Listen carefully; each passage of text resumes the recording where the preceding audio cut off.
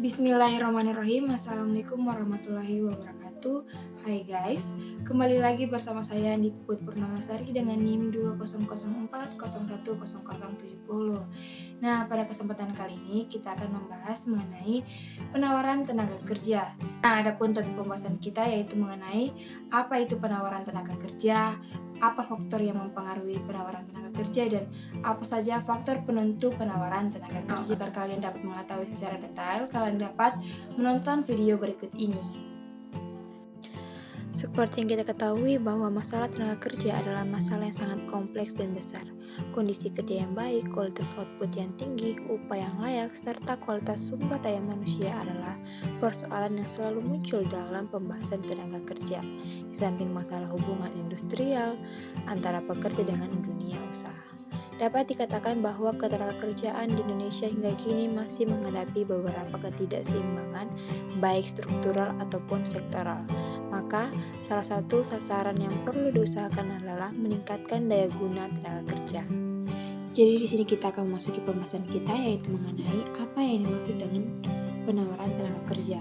Jadi penawaran tenaga kerja adalah jumlah tenaga kerja yang dapat disediakan oleh pemilik tenaga kerja pada setiap kemungkinan upah dalam jangka waktu tertentu. Penawaran tenaga kerja juga merupakan hubungan antara tingkat upah dengan jumlah tenaga kerja, atau penawaran tenaga kerja ini juga merupakan fungsi dari upah sehingga jumlah tenaga kerja yang ditawarkan akan dipengaruhi oleh tingkat upah terutama untuk jenis jabatan yang sifatnya khusus.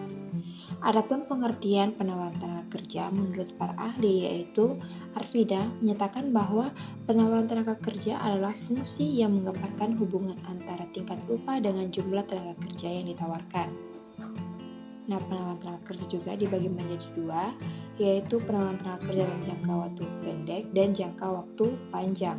Nah, jangka waktu pendek ini merupakan suatu penawaran tenaga kerja bagi pasar di mana jumlah tenaga kerja keseluruhan yang ditawarkan bagi suatu perekonomian dapat dilihat dari sebagai hasil pilihan jam kerja dan pilihan partisipasi oleh individu. Sedangkan penawaran tenaga kerja dalam jangka waktu panjang merupakan konsep penyesuaian yang lebih lengkap terhadap perubahan-perubahan kendala. Penyesuaian tersebut dapat berupa perubahan-perubahan partisipasi tenaga kerja maupun jumlah penduduk. Selanjutnya yaitu mengenai faktor-faktor yang mempengaruhi penawaran tenaga kerja. Peningkatan jumlah tenaga kerja dalam masyarakat untuk menawarkan jasanya dalam proses produksi.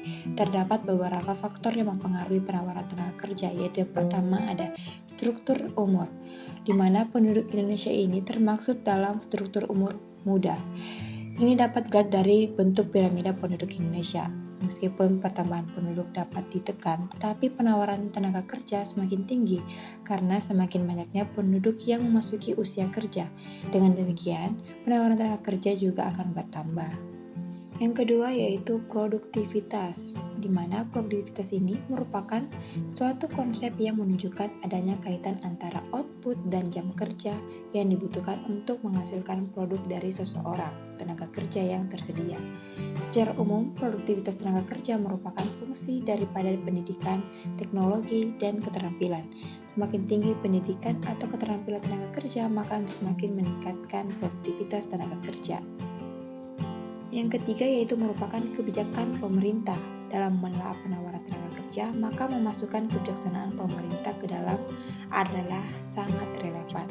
Misalnya, kebijaksanaan pemerintah dalam hal belajar 9 tahun akan mengurangi jumlah tenaga kerja dan akan ada batas umur kerja menjadi lebih tinggi. Dengan demikian, terjadilah pengurangan jumlah tenaga kerja. Ada pembahasan kita yang terakhir yaitu penentu penawaran tenaga kerja. Yang pertama yaitu jumlah penduduk. Jadi jumlah penduduk sangat berpengaruh terhadap penawaran tenaga kerja, di mana jika semakin besar jumlah penduduk akan meningkatkan jumlah angkatan kerja, sehingga jumlah orang yang mencari pekerjaan semakin bertambah. Dan pertumbuhan tenaga kerja ditentukan oleh pertumbuhan penduduk di masa lampau, di mana penduduk merupakan sumber pokok bagi penawaran tenaga kerja. Besar kecilnya penawaran tenaga kerja tergantung pada jumlah penduduknya. Wilayah yang memiliki jumlah penduduk lebih banyak pasti memiliki jumlah angkatan kerja atau penawaran tenaga kerja yang lebih banyak daripada wilayah yang memiliki jumlah penduduk yang lebih sedikit. Yang kedua yaitu partisipasi angkatan kerja dan jam kerja. Salah satu faktor yang mempengaruhi jumlah tingkat partisipasi angkatan kerja yaitu upah. Jadi semakin tinggi tingkat upah yang ditawarkan dalam pasar kerja, maka semakin banyak orang yang tertarik masuk ke pasar tenaga kerja. Namun, sebaliknya apabila tingkat upah yang ditawarkan rendah, maka orang yang termaksud usia angkatan kerja tidak tertarik untuk masuk ke pasar tenaga kerja dan lebih memilih untuk bekerja atau lebih memilih masuk ke golongan bukan angkatan kerja.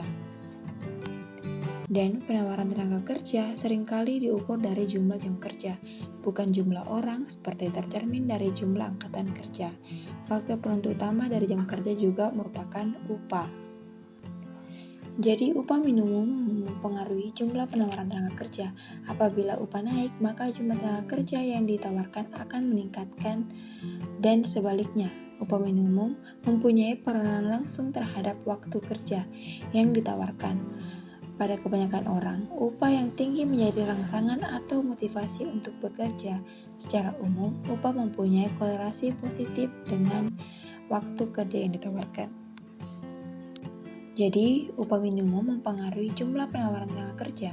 Apabila upah naik, maka jumlah tenaga kerja yang ditawarkan akan meningkat dan sebaliknya. Upah minimum mempunyai peranan langsung terhadap waktu kerja yang ditawarkan. Pada kebanyakan orang, upah yang tinggi menjadi rangsangan atau motivasi untuk bekerja. Secara umum, upah mempunyai korelasi positif dengan waktu kerja yang ditawarkan.